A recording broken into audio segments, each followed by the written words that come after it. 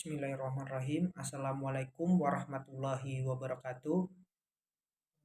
Perkenalkan, nama saya Indra Kurniawan, NIM D1C1210058, Program Studi Teknologi Industri Pertanian, jurusan Teknologi Pertanian, Fakultas Pertanian, Universitas Jambi. Baiklah, di sini saya akan mempresentasikan uh, mata kuliah Teknologi Bioenergi. Yang pertama yaitu pengertian bioenergi. Bioenergi adalah energi terbarukan yang didapat dari organisme biologis atau bahan organik. Secara umum, bioenergi menghasilkan 3 jenis sumber energi, yaitu biofuel atau biodiesel dan bioetanol, biogas dan biomasa padat atau serpihan kayu, biobriket, serta residu pertanian. Energi biologis atau bioenergi berasal dari organisme hidup dan material organik. Bioenergi memiliki peran yang signifikan dalam perubahan dari industri yang mengandalkan energi berbasis bahan bakar fosil seperti minyak bumi menuju industri yang berfokus pada energi berkelanjutan. Untuk selanjutnya yaitu manfaat bioenergi yang ada 7. Yang pertama yaitu ketahanan energi, kedua aksi mitigasi dan adaptasi perubahan iklim, yang ketiga instrumen pengendalian harga komoditas, yang keempat sebagai sumber energi alternatif, yang kelima mengolah limbah organik, contohnya seperti di limbah cair di pabrik kelapa sawit. Nah, di sini diterapkan di dalam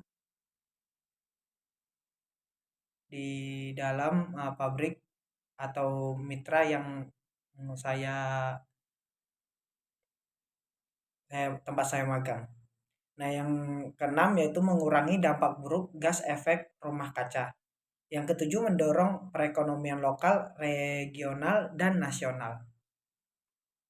Nah, untuk selanjutnya yaitu bahan penghasil bioenergi nih.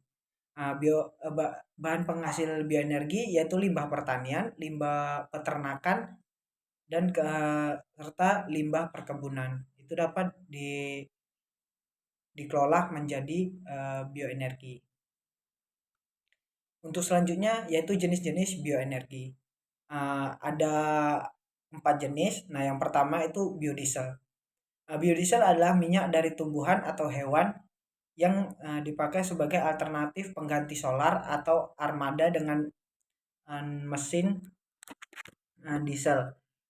Biodiesel berasal dari bahan baku minyak sawit mentah atau crude palm oil, minyak jarak, minyak nyamplung, minyak kelapa, minyak ikan, hingga palm fatty acid distillate atau PVAD.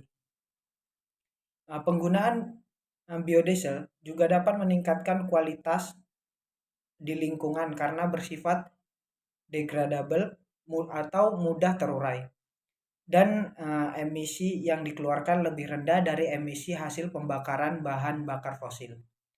Biodiesel sendiri termasuk sebagai sumber energi alternatif karena bahan bakar ini terbuat dari sumber terbaharui atau dapat diperbarui seperti kelapa sawit, buah kelapa, bunga matahari, kedelai, biji jarak pagar, dan lain-lain yang mengandung lemak.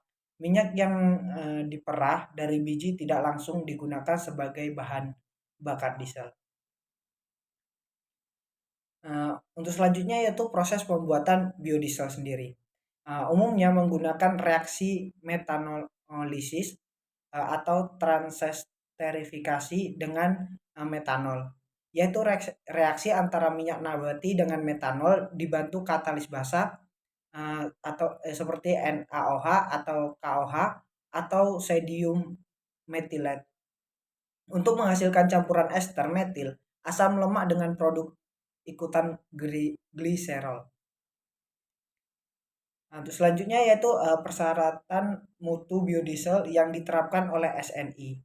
Nah, di sini yang pertama itu adalah massa jenis pada 40 derajat Celcius untuk satuan kilometer.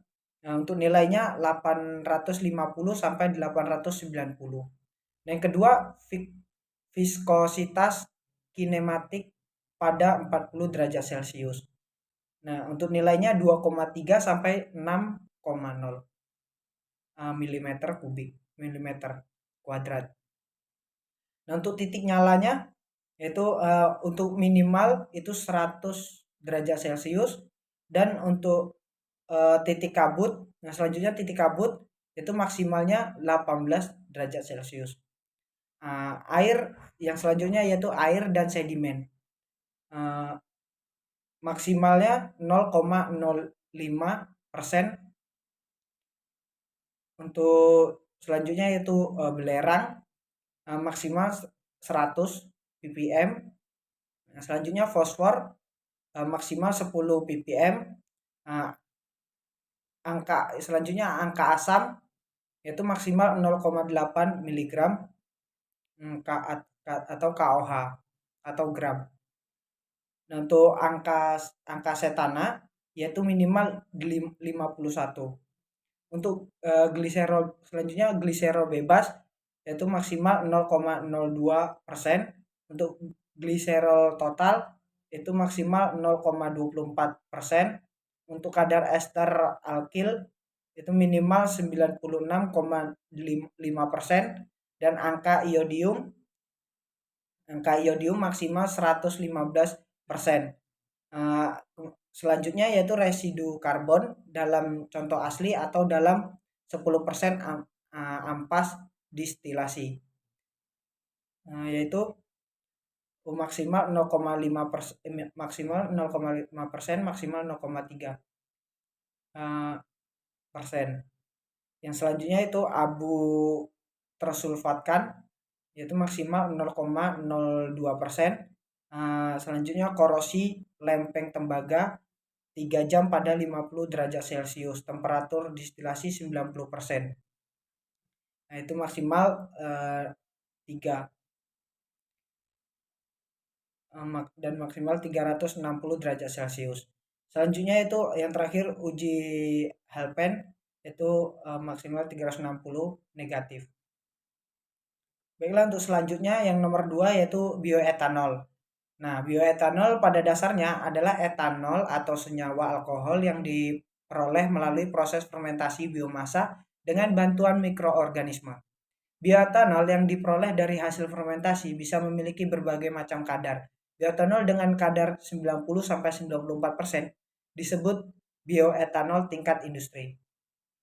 Nah, bioetanol tersendiri yaitu bisa disebut sebagai alkohol. Nah, itu proses pengolahannya apa yang dapat dijadikan menjadi alkohol. Contohnya seperti kita membuat tape. Nah, itu kemudian akan jika terlalu lama maka akan menjadi alkohol. Nah, bioetanol dibuat dengan teknik fermentasi biomasa seperti ketan, seperti yang saya bilang tadi, umbi-umbian, jagung, atau tebu, dan bahan yang mengandung karbohidrat. Kemudian dilanjutkan dengan destilasi. Jadi bioetanol ini dapat menggunakan bahan yang mengandung karbohidrat. Nah, bahan yang mengandung karbohidrat itu dapat dijadikan bahan sebagai pembuatan bioetanol. Jenis bioetanol ini dapat digunakan secara langsung maupun tidak langsung sebagai bahan bakar. Nah, untuk selanjutnya alur proses dalam pembuatan bioetanol ini adalah persiapan bahan baku seperti penghalusan ukuran umpan, pemisahan pati dari serat, hidrolisa pati, PEG 6, 18 menjadi gula, fermentasi gula menjadi alkohol, proses distilasi dan dehidrasi sehingga dihasilkan etanol untuk bahan bakar. Nah, menurut Muhammad Haji Hasan et al. 2013. Nah, untuk selanjutnya yaitu standar dan mutu biofuel jenis bioetanol sebagai bahan bakar alternatif yang dipasarkan di dalam negeri. Nah, ada 11, yaitu yang pertama kadar etanol 99,5 itu sebelum denaturasi. Nah, 94,0 setelah denaturasi. untuk densitas yaitu ada suhu U15,56 derajat Celcius dan suhu 25 derajat Celcius. Yaitu untuk suhu 15,56 derajat Celcius untuk spesifikasinya 0,7936 sampai 0,7961. Nah, sedangkan untuk suhu 25 derajat Celcius itu 0,7871 gram atau mili sampai 0,7936 gram atau mili. Nah, untuk yang ketiga itu kadar metanol yaitu 0,5 miligram. Yang keempat ada kadar air yaitu 0,7 maksimal 0,7 dan kadar denaturan yang kelima kadar denaturan itu ada hidrokarbon dan denatium benzoat. Hidrokarbon itu 2 sampai 5%. Nah, sedangkan denatium benzoat itu 4 sampai 10%. Untuk yang keenam kadar tembaga itu 0,1 miligram dan untuk nomor 7 yaitu keasaman sebagai asam asetat itu 30 miligram atau kilogram. Nah, yang nomor 8 itu tampakan. Tampakan itu jernih, berat, tidak ada endapan dan kotoran. Untuk yang 9 kadar ion klorida. Itu untuk spesifikasinya 20 miligram. Yang ke-10 kandungan belerang 50 miligram dan yang terakhir itu 19 kadar getah purwa dicuci yaitu 5 miligram atau 100 mili. Lalu untuk selanjutnya yang nomor 3 yaitu biogas. Biogas adalah gas alami yang dihasilkan dari pemecahan bahan organik oleh bakteri anaerob. Bakteri anaerob atau tanpa udara dan tanpa oksigen, tanpa udara dan digunakan dalam produksi energi. Biogas berbeda dengan gas alam karena biogas merupakan sumber energi terbarukan yang diproduksi secara biologis melalui pencernaan anaerobik. Nah, biogas adalah gas yang dapat dihasilkan dari fermentasi feces atau kotoran ternak. Misalnya sapi, kerbau, kambing, babi, ayam, dan lain-lain dalam suatu ruangan yang disebut digester. Komponen utama biogas adalah gas metan di samping gas-gas lain. Nah, berikut cara sederhana pembuatan biogas rumah tangga. Nah, yang pertama itu buat campuran sampah organik dan air dengan perbandingan 1:1 bahan biogas. Yang kedua, masukkan bahan biogas ke dalam reaktor melalui tempat pengisian sebanyak 2000 liter. Selanjutnya akan berlangsung proses produksi biogas di dalam reaktor. Yang nomor 3, setelah kurang lebih 10 hari reaktor biogas dan penampung biogas akan terlihat menggembung dan mengeras karena adanya biogas yang dihasilkan. Biogas dapat digunakan sebagai bahan bakar kompor biogas dapat dioperasikan. Nomor 4, sesekali reaktor biogas digoyangkan jadi penguraian sempurna dan gas yang terbentuk di bagian bawah naik ke atas. Lakukan juga setiap pengisian reaktor. Pada proses nomor 4 ini di tempat magang saya itu menggunakan mixer. Nah, fungsi mixer yaitu untuk menggoyangkan agar terjadi penguraian yang sempurna. Nah, nomor 5 itu pengisian bahan biogas selanjutnya dapat dilakukan setiap hari yaitu sebanyak lebih dari 40 liter setiap pagi dan sore. Sisa pengolahan bahan biogas berupa selat atau lumpur secara otomatis akan keluar dari reaktor setiap kali dilakukan pengisian bahan biogas. Sisa hasil pengolahan bahan biogas tersebut dapat digunakan langsung sebagai organik, baik dalam keadaan basah maupun kering. Nah, selanjutnya yaitu mutu biogas. Yang pertama itu metan. Rumusnya konsentrasi 50 sampai 75% volume. Karbon dioksida CO2 25 sampai 45%. Uap air H2O 2 sampai 7%. Oksigen O2 atau O2 lebih dari 2% dan nitrogen atau N2 lebih dari 2%, hidrogen sulfida atau H2S lebih dari 2%, kurang dari 2%, oksigen hidrogen sulfida yaitu kurang dari 2%. Nah, selanjutnya amonia atau NH3 yaitu kurang dari 1%. Nah, hidrogen H2 yaitu kurang dari 1%. Nah, ya, yang terakhir yaitu yang nomor 4 yaitu biobriket. Bahan bakar alternatif sebagai sumber energi yang ramah lingkungan yang dapat digunakan yaitu briket. Briket sendiri adalah bahan bakar padat yang dapat digunakan sebagai sumber energi alternatif yang mempunyai bentuk tertentu dan merupakan sumber energi yang berasal dari biomasa yang biasanya digunakan sebagai energi alternatif. Briket dapat dibuat dari bahan baku yang banyak kita temukan dalam kehidupan sehari-hari seperti batok kelapa, sekam padi, arang sekam, serbuk kayu atau serbuk gergaji, bongkol jagung, daun dan lain sebagainya yang mengandung serat.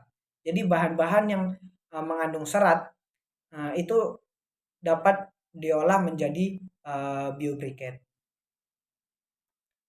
Nah, di sini yaitu proses pembuatan biobriket. Itu dilakukan dengan cara mengkarbonisasi bahan baku dengan alat pirolisis sederhana, kemudian dihaluskan menggunakan alu atau lumpang dan mencampur semua bahan baku dengan garam dan perekat dari kulit pisang atau tepung kanji. Nah, itu bisa menggunakan kulit pisang sebagai perekat dan juga tepung tepung kanji. Tergantung peminat dan pembuatannya. Nah, sesuai dengan komposisi yang telah ditentukan. Lalu dilakukan pengadukan sampai rata, kemudian dicetak dan dikeringkan atau dijemur di bawah sinar matahari langsung. Nah, untuk selanjutnya yaitu standar mutu briket.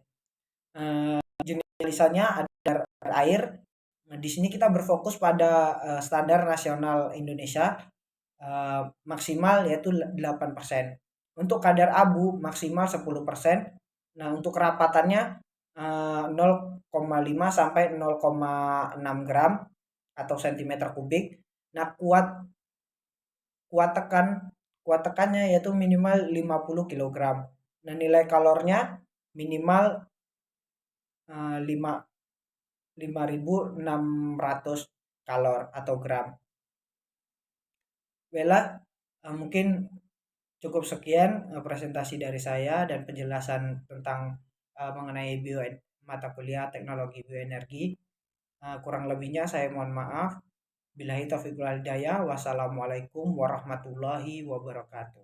Terima kasih.